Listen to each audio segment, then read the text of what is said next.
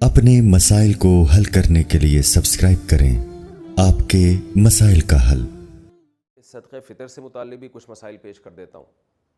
सदक़े फ़ितर लाजिम किस पर है, देना किसको है और कब वाजिब होता है ये, और किस किस की तरफ से वाजिब होता है। तो सदक़े फ़ितर सबसे पहले वाजिब किस पर है। देखें, सदक़े फ़ितर का निसाब जो है ना, खूब समझ लें। जिस आदमी के पास या जिस औरत के पास 5 चीज़ें या उनका मजमुआ 52.5 तोला चांदी के बराबर है, यानी उसकी कीमत के बराबर है, तो उस पर सदक़ा फ़ितर भी वाजिब है, क़ुरबानी भी वाजिब है। 5 चीज़ें कौन सी हैं? सामान तिजारत, यानी वो सामान जो आपने बेचने के लिए ख़रीदा हो। बार बार मैं इसकी वजाहत करता हूँ। प्लॉट ख़रीदा था बेचने के लिए और अब तक बेचने की नीयत बाकी है, इसको कहते हैं सामान तिजारत। दुकान में जो माल पड़ा हुआ है बेचने ही के लिए ख़रीदा है आपने, ये सामान तिजारत है। तो हर वो चीज़ जो बेचने की नीयत से ख़रीदी हो और अब तक बेचने ही की नीयत हो, ये नीयत आपकी चेंज नहीं हुई हो, और इस नीयत में भी आप कंफ्यूज ना हो, पक्की ढक्की नीयत हो, यही नीयत है मैंने ख़रीदा इसलिए कि बेचूंगा। चाहे किसी भी नीयत से बेचें, बेचने का मकसद कुछ भी हो, बिज़नेस ना भी हो, बस ये लिए मैंने इसलिए कि मैं लाजमी बेचूंगा, इसको ले ही इसलिए रहा हूँ मैं, तो ऐसे ये चीज़ देखी जाएगी। नंबर 2 सोना, नंबर 3 चांदी, नंबर 4 कैश अमाउंट यानी करेंसी, और नंबर 5 ज़रूरत से ज़ायद सामान। ज़रूरत से ज़ायद सामान का मतलब ये है कि वो सामान जो पूरे साल इस्तेमाल नहीं हो रहा, चाहे वो प्रॉपर्टी की सूरत में हो, गाड़ी हो, बर्तन हैं घर में रखे हुए पूरे साल इस्तेमाल नहीं होते, शोकेस में पड़े हुए हैं, कपड़े हैं पूरे साल इस्तेमाल नहीं हो रहे, मोबाइल है रखा हुआ है इस्तेमाल में नहीं आता और डब्बे में रखा हुआ है वो, तो पूरे साल इस्तेमाल नहीं हो रहा वो, या आपकी नीयत ही नहीं है पूरे साल इस्तेमाल करने की, या कोई यानी आपको पता है कि ये मेरे इस्तेमाल में नहीं है, एवं ही पड़ा हुआ है ये। तो ये 5 चीज़ें जिसके पास 52.5 तोला चांदी की कीमत के बराबर हो जाएंगी, तो उस पर सदक़े फ़ितर भी वाजिब है और क़ुरबानी भी वाजिब है। और इनमें अगर ज़रूरत से ज़ायद चीज़ को निकाल दें आप, तो बाकी 4 चीज़ें अगर 52.5 तोला चांदी के बराबर हो तो ज़कात वाजिब है। तो ज़कात और सदक़े फ़ितर के निसाब में थोड़ा सा फ़र्क है।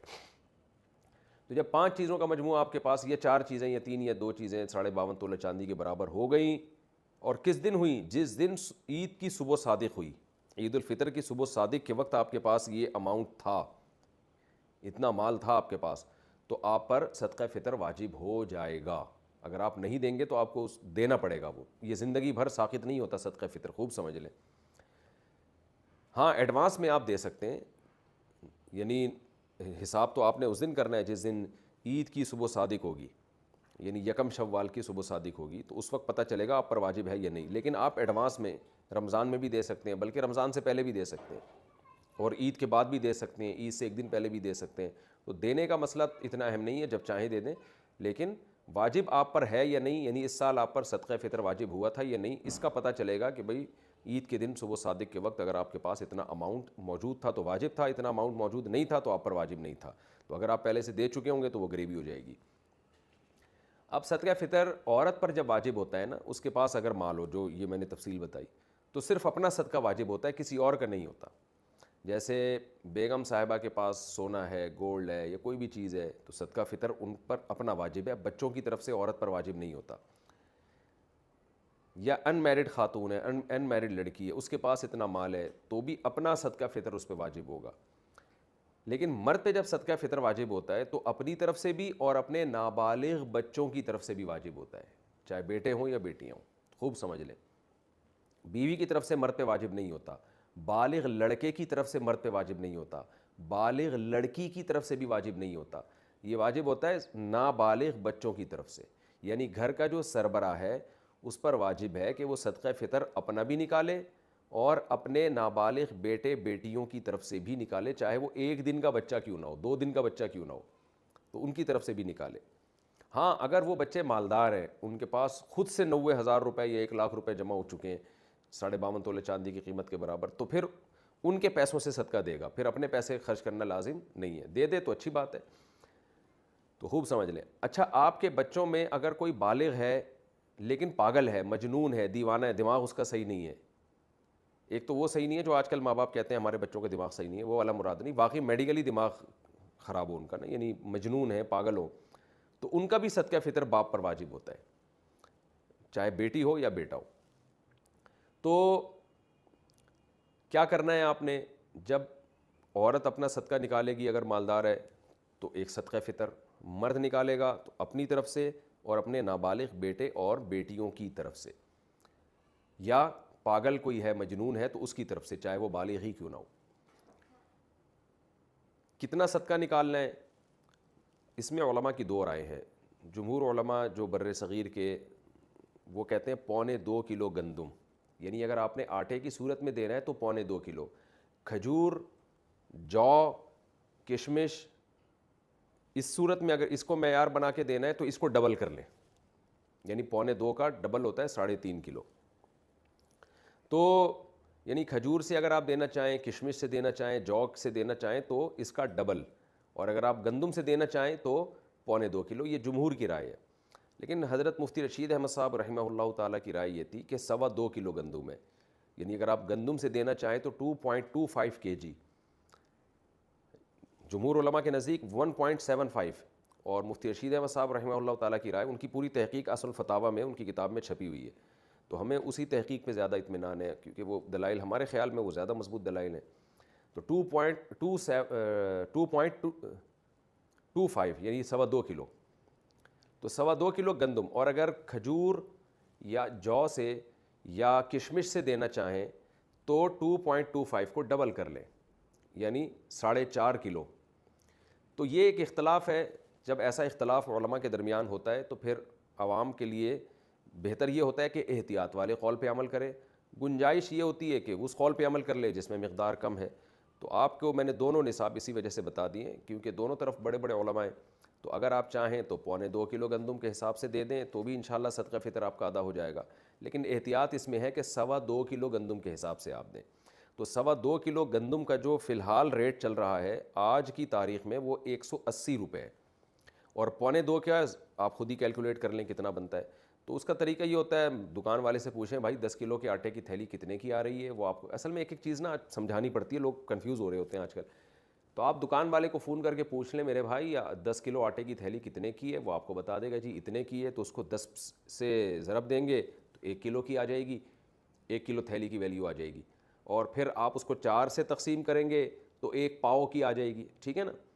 تو 1 کلو کی بھی پھر 1 پاؤ اس میں ایڈ کر دیں، 2.25 کلو نکل آئے گا. تو اب یہ تو نہیں کہ کیلکولیٹر سے اب آپ کو ایک ایک چیز سکھاؤں. تو خیر 2.25 کلو گندم کے ریٹ آپ معلوم کروا لیں، یا آپ سستا والا دینا چاہتے ہیں تو 2.25 کے معلوم کروا لیں. تو یہ ریٹ آپ نے کیا کرنے ہیں، یہ اس کی قیمت آپ کسی ایسے شخص کو دیں گے جو زکوٰۃ کا مستحق ہے. اور زکوٰۃ کا مستحق کون ہوتا ہے یہ کئی بار میں ریکارڈ کروا چکا ہوں، آپ دیکھ سکتے ہیں.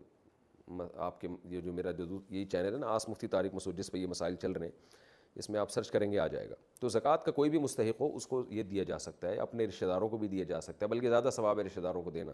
دینی مدارس جو قابل اعتماد مدارس ہیں، بڑے بڑے مدارس ہم وہ تو اکثر صحیح ہوتے ہیں، لیکن کوئی بھی مدرسہ آپ سمجھتے ہیں کہ اس کے محتمم صاحب زکوٰۃ کے مسائل جانتے ہیں اور صحیح جگہ خرچ کریں گے. میں اس لیے بار بار کہہ رہا ہوں کہ بعض لوگوں نے ایسی ہی 4 دیواری کھڑی کی ہوئی ہوتی ہے جو 2-4 یتیم بچے لا کے ڈال دیے ہوتے ہیں اور پھر دبا کے نوٹ چھاپ رہے ہوتے ہیں زکوٰۃ اور فطرے کے نام پہ، ان کی شکلیں دکھا کے نا کہ یہ دیکھو یتیم بچے ہیں، اور پھر نوٹ چھاپ رہے ہوتے ہیں وہ. تو کوئی بھی دینی مدرسے کا لبادہ اوڑھ کے آپ کو بیوقوف نہ بنائے، تحقیق کریں کہ یہ واقعی ایماندار لوگ ہیں یا نہیں ہیں، پھر آپ دیا کریں. تو دینی مدرسے میں دے سکتے ہیں، مسجد میں فطرہ نہیں لگ سکتا کیونکہ صدقہ فطر کا مصرف وہی ہے جو زکوٰۃ کا. اس میں بھی غریب کو مالک بنانا، جس کو تملیک کہتے ہیں، مالک بنانا ضروری ہے. تو اب آپ نے کیا کرنا ہے، 2.25 کلو گندم یا 4.5 کلو جو یا کھجور، اس کے ویلیو معلوم، بہتر ہے کھجور سے دیں جو سب سے اچھا کہلائے گا. کشمش سے دیں تو یہ اس میں زیادہ ثواب ملے گا آپ کو. دل بڑا رکھنا چاہیے، اللہ بڑا ہے تو پھر اللہ کو بھی سخی لوگ پسند ہیں، تو آپ بڑا دل رکھ کے کھجور کے ویلیو کے حساب سے دیں. اچھا یہ آپ نے قیمت ہی دینی ہے یا گندم بھی دے سکتے ہیں؟ تو تینوں ائمہ کے نزدیک امام مالک، امام شافعی اور امام احمد ابن حنبل رحمہم اللہ تعالی، ان تینوں اماموں کے نزدیک آپ پیسے نہیں دے سکتے صدقہ فطر میں. آپ کو گندم ہے تو گندم ہی دینی پڑے گی، آٹا دینا پڑے گا. یا اگر آپ جو سے دینا چاہتے ہیں تو آپ کو جو دینی پڑے گی. آپ کشمش سے دینا چاہتے ہیں تو کشمش ہی دینی پڑے گی، اس کی قیمت نہیں دے سکتے آپ. لیکن امام ابو حنیفہ رحمہ اللہ کا موقف یہ ہے کہ آپ وہ چیز بھی دے سکتے ہیں اور اس کی قیمت بھی دے سکتے ہیں. تو امام ابو حنیفہ کے رائے میں آسانی بہت ہے. اسی وجہ سے میں نے دیکھا ہے کہ بہت سے حضرات جو دوسرے فقہ کو فالو کرتے ہیں وہ بھی اس میں امام حنیفہ کی رائے کو لے رہے ہوتے ہیں. لیکن بہرحال اصول یہ ہے کہ جب آپ ایک فقہ کو فالو کریں تو آپ نے مکمل اسی کو فالو کرنا چاہیے. اپنی خواہشات کی بیس پر، چھوٹی چھوٹی باتوں کی بیس پر ایک فقہ سے دوسرے فقہ کی طرف چھلانگ مارنا، اس سے انسان نفسانی خواہشات کا غلام بنتا ہے. پھر بڑے بڑے مسائل میں بھی یہی کام کرنے لگتا ہے وہ. تو آپ بہرحال امام حنیفہ رحمہ اللہ تعالیٰ کی رائے کے مطابق آپ اس کا متبادل بھی دے سکتے ہیں. دیکھیں حدیث میں تو متبادل کا تذکرہ نہیں ملتا. حدیث میں تو یہ گندم ہے تو گندم ہی ہے، جو ہے تو جو ہی ہے. لیکن امام حنیفہ نے اجتہاد کیا ہے کہ جی مقصد تو فقیر کی حاجت پوری کرنا ہے نا، تو گندم کے بجائے پیسے دینے میں حاجت زیادہ پوری ہوگی. تو بہرحال میں نے تو آپ کے سامنے فقہا کے جو اختلاف تھا وہ بیان کر دیا. اب آپ جانیں آپ کیا اس پر کیسے عمل کرتے ہیں. تو آپ اس کی قیمت بھی دے سکتے ہیں اور عین وہ چیز بھی دے سکتے ہیں. اچھا یہاں پر ایک چیز اور بھی ہے کہ مرد تو دے گا اپنے نابالغ بچوں کی طرف سے بھی اور اپنی طرف سے بھی. اگر بیوی کی طرف سے صدقہ فطر وہ دے دے یا بالغ بچوں کی طرف سے دے دے تو ادا ہو جائے گا. تو جی ہاں بالکل ادا ہو جائے گا، لیکن اس کے لیے پہلے ان کو بتانا، ان سے پرمیشن لینا ضروری ہے. اگر آپ نے صدقہ فطر دے دیا بیوی کو بتائے بغیر، بعد میں وہ پرمیشن دے دے ٹھیک ہے جی قبول ہے، تو ادا نہیں ہوگا. اس لیے کہ یہ عبادت ہے اور عبادت میں نیت ضروری ہے. اور نیت عبادت سے پہلے ہوگی. نماز پڑھنے کے بعد آپ فیصلہ کریں کہ میں یہ ظہر کے 4 فرض بناؤں یا عصر کے بناؤں، ایسا نہیں ہوتا، پہلے کرنا پڑتا ہے آپ کو. تو بیوی سے پہلے پرمیشن لے لیں کہ بھئی میں تمہاری طرف سے صدقہ ادا کر رہا ہوں. تو اس کی خاموشی اس کی علامت ہوگی کہ وہ راضی ہے اس پہ. ظاہر ہے اس پہ تو سبھی راضی ہوتے ہیں کہ جب آپ کسی کی طرف سے کوئی عبادت کر رہے ہو تو کون منع کرے گا آپ کو، اس کا پیسہ بھی بچ رہا ہو. تو بچوں کا بھی ایسا ہی ہے، بالغ بیٹا ہے بالغ بیٹی ہیں، ان کو بھی پہلے اطلاع دے دیں کہ میں تمہاری طرف سے، تم سب کی طرف سے صدقہ فطر ادا کر رہا ہوں. تو اگر ان کی اجازت ہوگی تو ٹھیک ہے. یعنی یہ اطلاع، یہ خاموشی بھی اجازت ہی ہے ایک طرح کی. تو اس طرح سے آپ اگر دینا چاہیں تو ادا ہو جائے گا. دینا کب چاہیے؟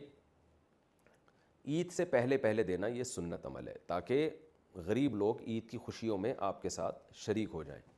لیکن اگر کسی نے عید کے دن دیا تو بھی ٹھیک ہے، عید کے بعد دے دیا تو بھی ٹھیک ہے، لیکن افضل اور سنت یہی ہے کہ عید سے پہلے پہلے دے.